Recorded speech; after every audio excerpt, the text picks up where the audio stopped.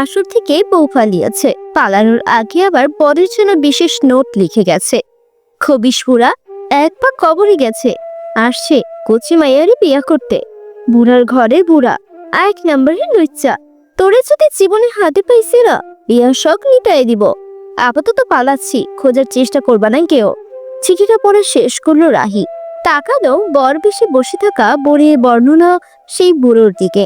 আশ্চর্য, এখানে বুড়ো কোথায়? সারা ধবধবে বিদেশিদের মতো দেখতে একজন সুদর্শন পুরুষ বসে। খবিশ বুড়া লুচ্চা বিড়বিড় করলো প্রত্যয়। আশ্চর্যের চরম পর্যায়ে পৌঁছে গেছে সে। পাশে থাকা বাবার দিকে তাকালো। রেজাউল সাহেব হাসবেন না কাঁদবেন বুঝতে পারছে না। ছেলের শান্ত চাহনি দেখে গলা শুকিয়ে গেছে। তার চোরাচুরিতে তো বিয়ে করতে রাজি হয়েছে প্রত্যয়। পুরো বিয়ে বাড়িতে ততক্ষণে বউ পালিয়েছে। ঘটনাটা ছড়িয়ে গেছে, লোকজন ফিস ফিস করছে। প্রত্যয় উঠে দাঁড়ালো, কোন দিকে না তাকিয়ে গমগমে পায়ে বেরিয়ে গেল বিয়ে বাড়ি থেকে। মেজাজ প্রচন্ড রকমের খারাপ হয়ে গেছে তার। বাড়িতে বসে টেনে খুলে ফেললো পরনে থাকা বিয়ের শেরওয়ানি, ছুঁড়ে ফেলে ব্যাগ সিটে। সিগারেট ধরায় প্রত্যয় গাড়ির গতি বাড়িয়ে দিল। অন্ধকার রাস্তাটা নির্জন, শুধু হেডলাইটের আলো আর দূরে স্ট্রিট লাইটের কমলা শিলি। হঠাৎ সামনে থেকে একটা ছায়া ছিল হু হু করে রাস্তায় নেমে এলো। প্রত্যয় ব্রেক চাপলেও গাড়ি পুরো থামাতে পারলো না। গাড়ি রাস্তার পাশে থামিয়ে তাড়াতাড়ি দরজা খুলে নামলো। প্রত্যয়ের বুকটা ধুক করে উঠলো হেডলাইটের সাদা আলোয়। সে স্পষ্ট দেখতে পারলো চওড়া চোখে আতঙ্কের ছাপ নিয়ে মেয়েটা পড়ে আছে। তার কাঁধের ছোট ব্যাগটা কয়েক গজ দূরে ছিটকে গেছে। মাথার পাশে রক্তের চিকচিকে রেখা গড়িয়ে যাচ্ছে। প্রত্যয় তাড়াহুড়ো করে গাড়ি থামিয়ে দরজা খুলে নামলো। দৌড়ে গিয়ে হাঁটু গেড়ে বসে মেয়েটার মুখের কাছে কান দিল। হালকা নিঃশ্বাস চলছে, মাথা থেকে অঝরে রক্ত ঝরছে। প্রত্যয় কাপা গলায় বলল, শুনতে পাচ্ছেন? এই যে নিস। মেয়েটা চোখ মেলল, ব্যথায় ভরা এক দৃষ্টি, কিন্তু তবু ফিসফিস করে বলল, আমি ঠিক আছে। কথা শেষার আগেই ব্যথায় চোখ বন্ধ করে ফেলল সে। প্রত্যয়ের ভেতর হঠাৎ দায়িত্ব আর অপরাধ ভুলে ঝড় বয়ে গেল। মেয়েটাকে কোলে তুলে এনে গাড়িতে বসালো। মেয়েটার মাথা সাবধানে রাখলো। তার শ্বাস প্রশ্বাস ঠিক আছে কিনা বারবার পরীক্ষা করছিল। রক্তে ভিজে গেছে মেয়েটার মাথা। স্টার্ট দিয়ে গাড়ি দ্রুত চালালো সে। রাতে শহরের রাস্তা তখন প্রায় ফাঁকা, শুধু সাইরেনের মতো বাতাসের শব্দ। রাতের নীরবতার দিনে গাড়ির ইঞ্জিনের গর্জন যেন আরো তীব্র লাগছিল। প্রত্যয়ের বুকের ধক ধক বেরিয়ে চলছে। গাড়ির স্টিয়ারিং শক্ত করে ধরল সে। শহরের বড় হাসপাতালে মাথায় এলো প্রথমে। এক ঝলক মেয়েটার মুখে তাকাতেই বুকটা মোচড় দিল। শ্যামলা চেহারা, মাথার পাশে রক্তের লাল দাগ ক্রমশ গাঢ় হচ্ছে। হাসপাতালের ইমার্জেন্সিতে ঢুকতেই স্ট্রেচার নিয়ে দুই নার্স ছুটে এলো। হেড ইনজুরি, রোড অ্যাক্সিডেন্ট, প্রত্যয় সংক্ষেপে বলল। অ্যাক্সিডেন্ট কেস পুলিশকে না জানিয়ে কিছুতেই চিকিৎসা শুরু করবে না। প্রচন্ড রকমের রেগে গেল প্রত্যয়। হোয়াট? একটা মানুষের অবস্থা এতটা ক্রিটিক্যাল, আর আপনারা এই সময়েও? গর্জে বলল। মানুষগুলো যেন কেঁপে উঠল তার গর্জনে। মিস্টার প্রত্যয় এহসান, কেউ নাম ধরে ডাকায় ঘুরে তাকালো প্রত্যয়। কপাল কুঁচকে তাকালো। সিনিয়র ডক্টর রণজিৎ রয় দাঁড়িয়ে আছেন। প্রত্যয়কে চিনে ফেলার সাথে সাথেই ডাক্তাররা মেয়েটাকে দ্রুত নিয়ে গেল অপারেশন থিয়েটারে। পাশে ধপ করে বসে উঠল প্রত্যয়। এতটুকু সময়ের মধ্যে কি থেকে কি হয়ে গেল। হাতের মুঠোতে শুকনো রক্তের কালচে দাগ, সেই গন্ধ নাকে লেগে আছে। বেশ কিছু সময় পার হয়ে গেল। অপারেশন থিয়েটারের দিকে তাকালো সে। হঠাৎ দরজা খুলে এক নার্স তাড়াহুড়ো করে বেরিয়ে গেল। রোগীর প্রচুর রক্তক্ষরণ হয়েছে। নার্সের কণ্ঠে কেঁপে উঠল, ও নেগেটিভ ব্লাড দরকার এখনই। বলতে বলতে ব্লাড ব্যাংকের দিকে ছুটে গেল নার্স। কয়েক মিনিট যেতে না যেতেই আবারও ফিরে এলেন তিনি। ব্লাড ব্যাংকে খুঁজছে, কিন্তু স্টক প্রায় শেষ। প্রত্যয়ের বুক ধক করে উঠল। ও নেগেটিভ? হ্যাঁ, দ্রুত লাগবে, না হলে বিপদ। এক সেকেন্ডও না ভেবে প্রত্যয় বলল, আমার রক্ত ও নেগেটিভ। নার্স চোখ বড় বড় করে তাকালো। আপনি নিশ্চিত? প্রত্যয় হাতা গুটিয়ে দিল। সেটা স্পষ্ট নিয়েছে, টেস্টের দরকার নেই, মেডিকেল রেকর্ডে আছে ও নেগেটিভ। নিয়ে চলুন। নার্স আর দেরি করলো না। সে প্রত্যয়কে সঙ্গে নিয়ে দৌড়ে গেল ব্লাড ডোনেশন রুমের দিকে। সূচরূপটি প্রত্যয় টের পেল তার নিচের গরম রক্ত ধীরে ধীরে ব্যাগে ভরছে। যেন সেই অচেনা মেয়েটির ভিতর নতুন করে প্রাণ ঢুকছে। দাঁতে দাঁত চেপে বসে আছেন রেজাউল। সকাল প্রায় হয়ে গেছে, বেশি রাত হওয়ায় চলে যেতে পারেননি। ছেলের জন্য তিনি নিজের মেয়েটিকে পছন্দ করেছিলেন। শান্ত একটা মেয়ে।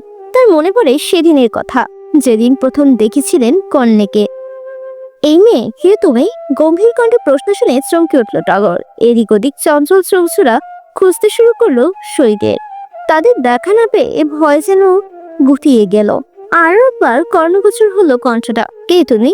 শাড়ি আঁচলে থাকা ফুলগুলো চেটে ধরল টগর। মাথা নিচু করে পেছনে ফিরল। বুকে 2 হাত গুছে দাঁড়িয়ে আছেন রেজাউল। এই বাড়িতে বাইরের একটা মেঘ কিভাবে ঢুকলো? প্রশ্নসূচক দৃষ্টিতে তাকালেন টগরের দিকে। কিন্তু একই আশ্চর্য, মেয়েটার চোখে পানি টলটল করছে। রেজাউল স্তব্ধ হয়ে মেয়েটির চোখের দিকে তাকিয়ে রইলেন। হুবহু তার আম্মার চোখ যেন। দেখতে দেখতে মেয়েটা কেঁদে ফেলল। চমকালেন রেজাউল। কাঁদছো কেন?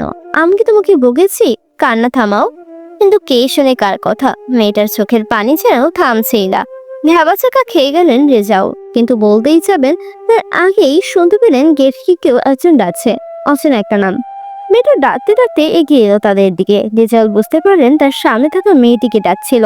বান্ধবীকে দেখে যেন প্রাণ ফিরে পেল টগর। দৌড়ে গেল তার দিকে। ওর মাফ চাইল রেজাউল সাহেবের কাছে। এভাবে আশায় টগরকে নিয়ে দ্রুত সে বেরিয়ে গেল। গেটের কাছে যেতেই টগর ফিরে তাকালো একবার।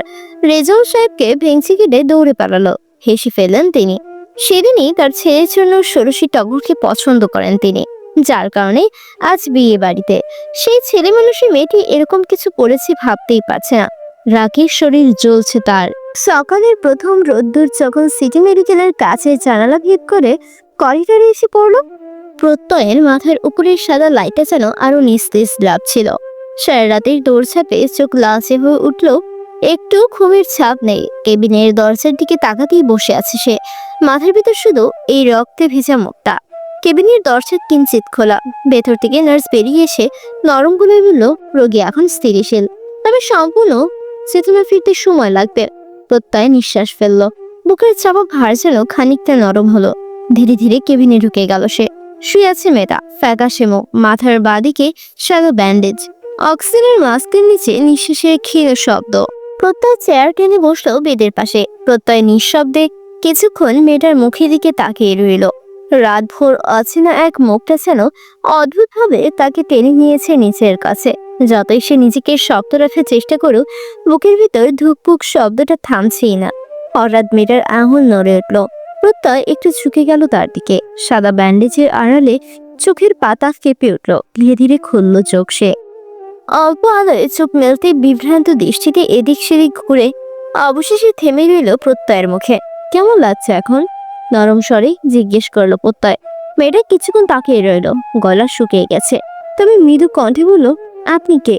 এটা কোথায় আমি? কেবিনের সাদা নিস্তব্ধতা যেন সময়কে থামিয়েই রেখেছে।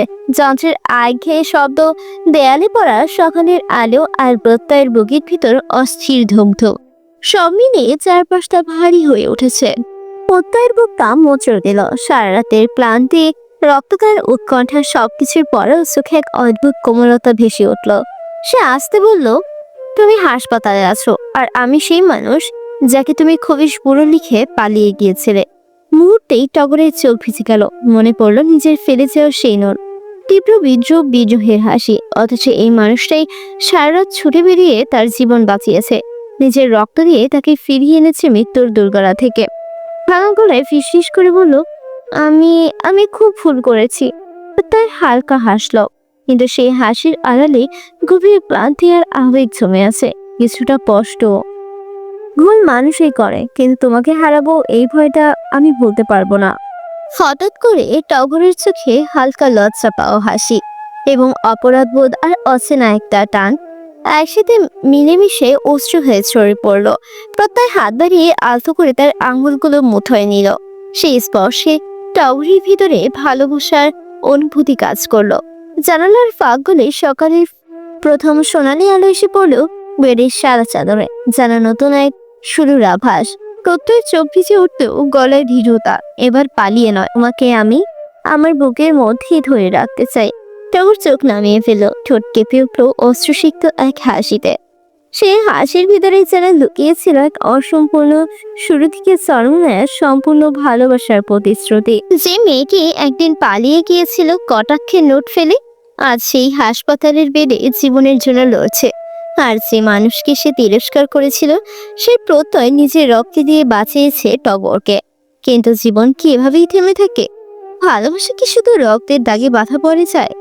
নতুন ভোরের আলোয় টগর বুঝতে শুরু করেছে প্রত্যয় কেবল তার ভালোবাসার মানুষ নয়, তার আশ্রয়ও।